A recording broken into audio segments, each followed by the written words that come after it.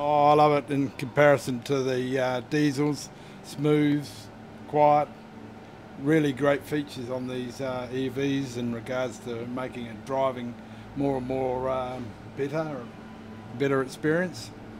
I like the pickup. It's a nice pickup, and it's a very consistent pickup rather than a chunky winded up type that the diesel seemed to have.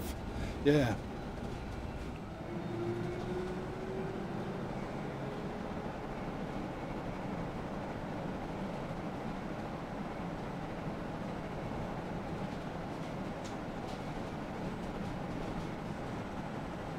I'm Andrew Johnstone, and that is the sound of an electric bus. In early April, I was scrolling through my Facebook feed when I came across a post from the Waipa District Council announcing that a brand new fleet of electric buses would soon be plying the routes between Te Awamutu, Cambridge and Kirikiriroa, Hamilton. My excitement and enthusiasm was tempered when I began reading the comments thread, which, as it turned out, was a litany of negativity. Comments like, "It's woke nonsense. These buses catch fire all the time and kill people. They'll be charging them with petrol generators on the side of the road." Things like that.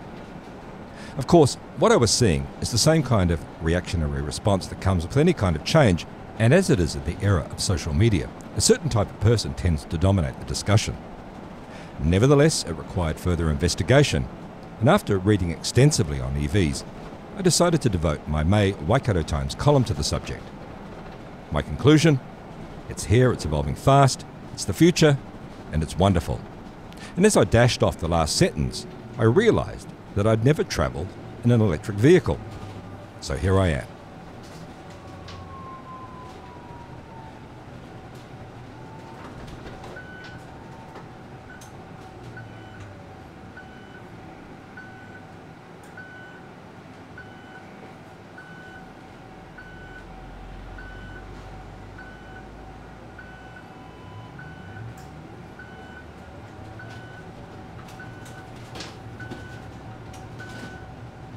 Really excited to bring EVs into Waipa. It's the second lot of EVs that we brought into the Waikato region. Our first bus that we brought in down in Taupo, that was launched in December early last year, and now this year we brought in April, we bought 6 new single deck EVs here to the Waipa region, and looking forward to bringing in 2 double-decker EVs later in the year.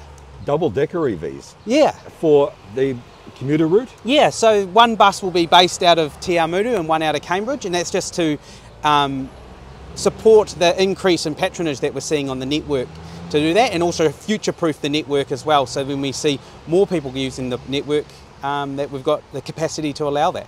So the social media negativity aside, how is the general public, the bus-using public, responding to the EV buses? Really positive. You know, we've had drivers who have come from us from other regions, and they're saying the feedback they're receiving in relation to, from members who have used the bus and community members is really positive. You know, they really enjoy the ride. It's quiet. You know, you can hear everything.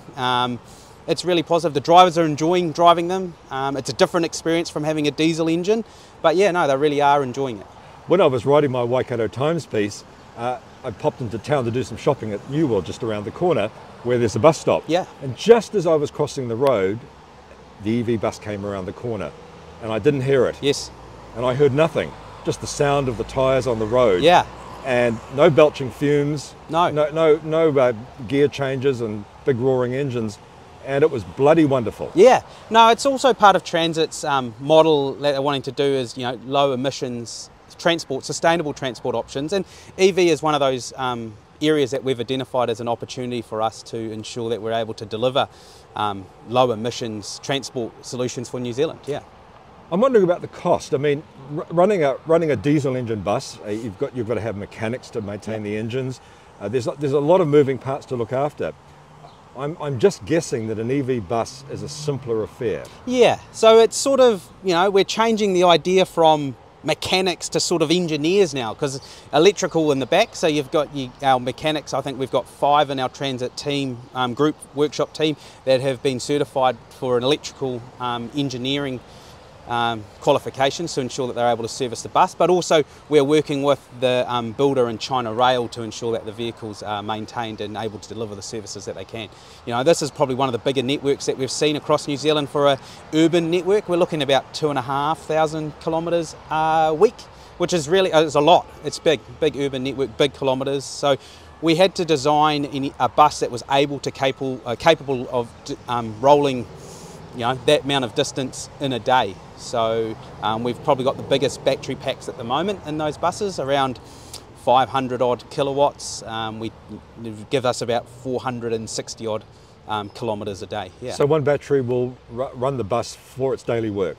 Roughly, with some charges. So the way that we've designed the network in relation to with WRC is that all our breaks are held back at the depots. So while our drivers have their mandatory half-hour break or a little bit longer, they can put the bus on charge and it recharges the battery, just to give it that extra bit. Because as we find in winter, the buses draw down a little bit more power because you've got aircon working, demisters, window wipers, you know, particularly in Waikato with the fog. Yeah. So yeah, yes, yeah. So just finding a little bit more power is drawn from the battery compared to our summer months. And you did say in Wellington, where you're running EV buses, you've actually got buses with battery packs that can be taken off and replaced very.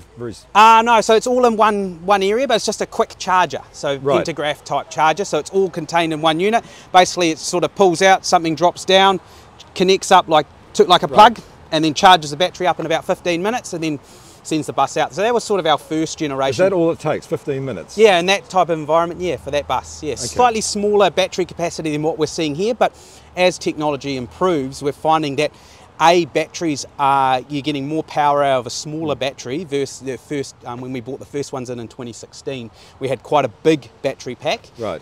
But that was heavy, required, probably didn't deliver the same amount of Ks that we're seeing now with this iteration of these vehicles that we're seeing in Waipa, yeah. And that's one of the things we're seeing with EV, that battery technology is evolving super fast. Yeah. And in fact, in 5 years' time, it's going to be completely different to what we've got now. Yeah, you know, it's a sort of similar thing to think if you thought about a computer, you know.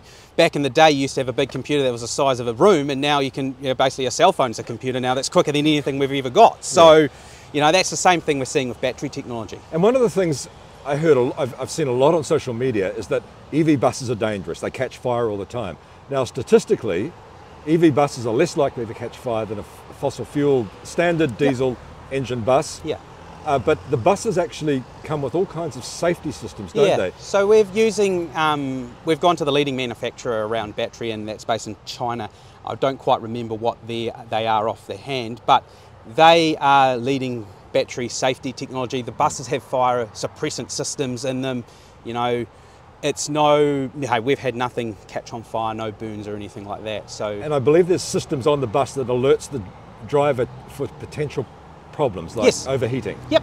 So even long before anything might happen, the bus itself will say there's a problem. Yeah. So the bus is like a big computer as itself. It's got its own, you know, memory and its own drive in there that it can work out what it needs to do to ensure that everyone's safe on board. Yeah. What's the cost of an EV bus compared to a diesel bus?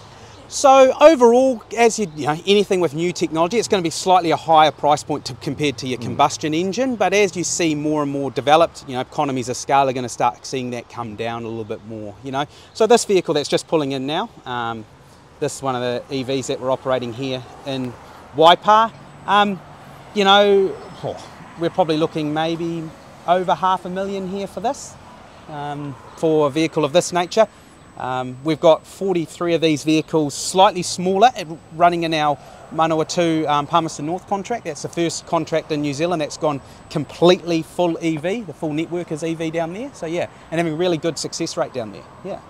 And of course, they might cost a bit more, but the running costs are lower. Yes. Yeah. So we're finding, you know, we're not having to pay for diesel, or at this moment we're not paying for road users. That's going to change. I think next year road user changes. But we're finding that you know, the running costs are a lot lower with this. You know, the wheels are lasting longer. You've got regenerative braking, so you've got battery recharging as you brake. But also you're finding that the wheels, with the engine itself and the regenerative braking, you're not actually having to apply the braking as hard. So you're not having less wear and tear. We better get on. Yeah, we get on. We've got to keep to schedule. Yeah. Hi, Sandy. Hello, how are you? I'm really good. I know we don't want to hold the proceedings up, but do you enjoy driving an electric bus? I love it. Never used to. I thought about it, but then when I got in, I was addicted. What's the best thing about it? Quiet, and it goes smooth, and the passengers love it.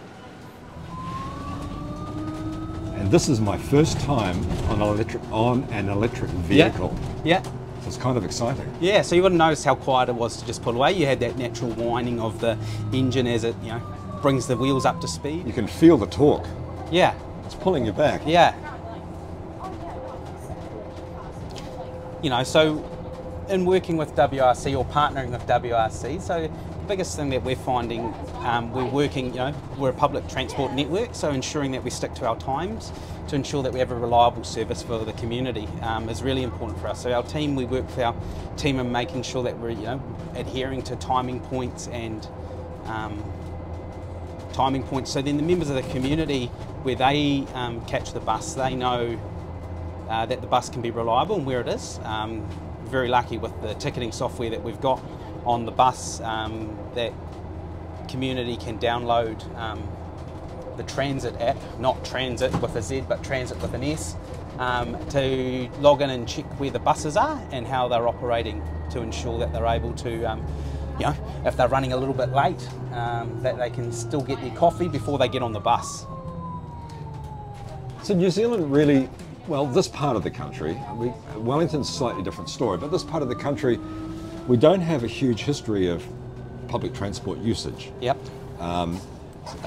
It's a rural district, but of course Cambridge and Te Awamutu, Waipa district's becoming increasingly urbanised. Yes. And just an adjunct to Hamilton, really. Yep.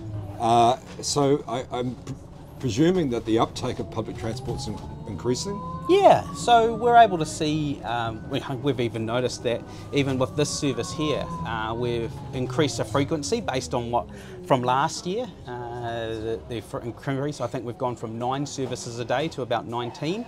Now that's backwards and forwards, so that's including the 19. So we've got more services operating on the network, which is cool, and it's allowed more flexibility or more opportunity for people to get into town if they're a commuter or they are requiring to go in for school or work or pleasure.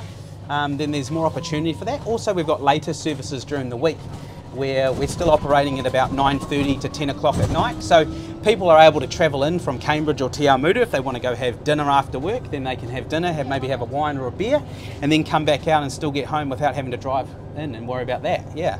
And I understand the service has become so popular that you're having to increase your weekend runs.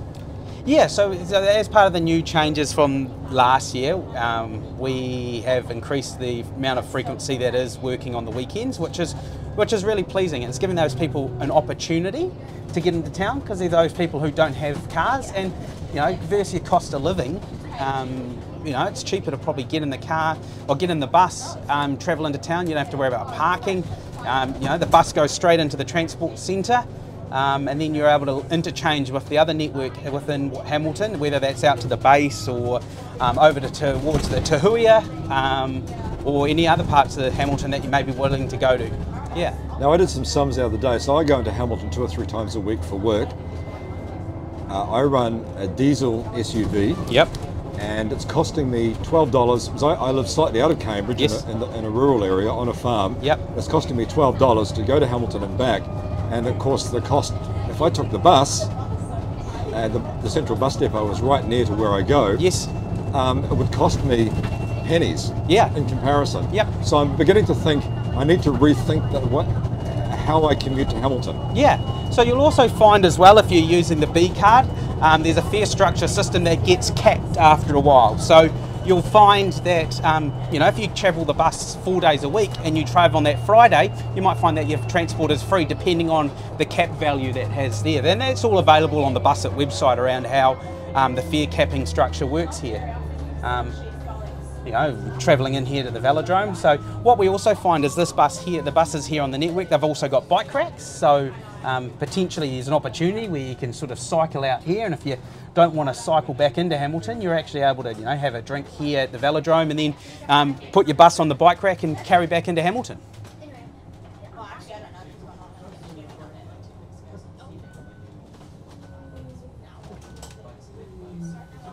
Who are your main passengers on this route? Is it kids going to school? It's a mixture of everything, really, depending on the time of the day. You've got your commuters in the morning, you'll have your school kids around 9 o'clock. We've got buses or commuters that go both ways. So in Te Awamutu, we've got a service, the school support service, that goes into Hamilton Boys and Southall. That comes out of Te Awamutu. We've got a bus here, the bus that goes in towards the central CBD district in Hamilton. So that's close to Hamilton Girls and any schools around that area. But they can interchange with buses there to get out to where they need to. Also in the morning, we've got the Cambridge bus links back out towards Cambridge High, does a loop, comes in from Hamilton and loops out towards Cambridge High, dropping students off there, and in the afternoon it does the same thing, goes through, picks up kids from Cambridge High and links them back. So yeah. Of course, the important question now is, do these buses have Wi-Fi? Yes, yep, they've got Wi-Fi, they've got chargers, so you can plug your USB chargers in there. So you're able to charge on the bus. Yeah, opportunity. How many people work for Transit New Zealand? So about 2,000 plus, I think. I think we're at probably 2,500 actually. 2,500 people across the country. You know, we're the largest family-run transport country in the New Zealand. So next year we're approaching 100 years of transport operation in New Zealand. So we started in Wairarapa back in 1925. So yeah, it's pretty exciting. It is growing, you know, typical New Zealand company, quiet achiever, you know, we like to hang our hat on what we're actually able to deliver, and it's really cool.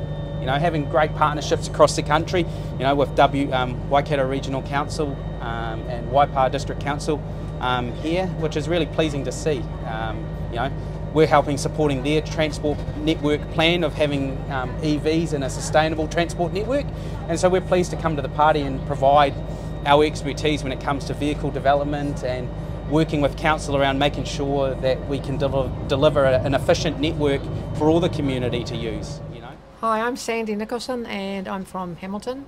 I've been driving buses for about 40 years, not here but around the districts and a little bit out of town. I've done a bit of long haul and I love it, and I love my passengers, so I have got a really good life outside of home, so I'm quite a happy person. So yeah, it's a fun job, so long as you use all the safety rules and you look after your passengers. So I just love it anyway. It's my life, my heart. I've got truck driving experience, you know, taxi, whatever. But this is just the bomb. This is it's a good thing. It's quiet, no oil. You check everything. It goes really smooth, and it does the speed, you know, that you need. It keeps the power. It's perfect, and it's safer. I find it very, very good, and my passengers love it. Well, when you say safer, what do you mean? It just feels safer because you haven't got, you know, the issues with breakdowns and stuff like that. And it's just, I don't know, it's just a nice chunky vehicle with a nice quiet, like I should be quiet. So yeah, you feel quite secure here? I do. Yes. Yeah, I'm quite happy. Yeah. I'm not got those fears that I had. Yes. Because it is a safe vehicle. Yes. I'm just talking to Sarah, one of the passengers, and she was just saying how thrilled she is with the frequency of the services of the last few months.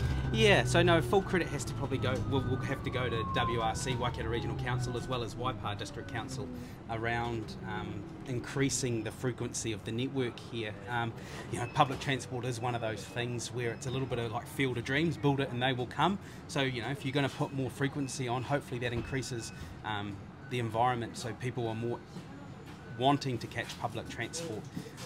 You know, you can do polls and, you know, go to the community and ask what they are wanting, but, you know, unless they actually see that bus going past their house in a frequent way, then they're going to be able to catch it.